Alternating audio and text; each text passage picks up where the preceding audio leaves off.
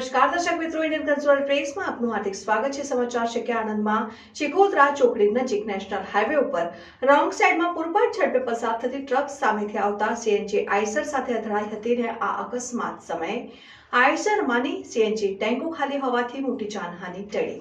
આણંદમાં ચિકોદરા ચોકડી નજીક નેશનલ હાઈવે નંબર 48 ઉપર ગત રાત્રિના સમયે સીએનજી ટેન્કો ભરેલી આઈસર નંબર JJ23805576 પસાર થઈ રહ્યો હતો। તે વખતે માર્ગ ઉપર સામેથી રોંગ સાઈડમાં પૂરપાટ ઝડપે આવતા ટ્રક નંબર JJ12BW 5550ના ચાલકે આ સીએનજી ગેસના બાટલા ભરેલી આઈસરને ટક્કર મારી હતી, જે બાદ આ ટ્રક રોડની સાઈડની રેલિંગમાં ઘૂસી ગયો હતો। જોકે સદનસીબે અકસ્માતમાં કોઈ જાનહાનિ થઈ નથી।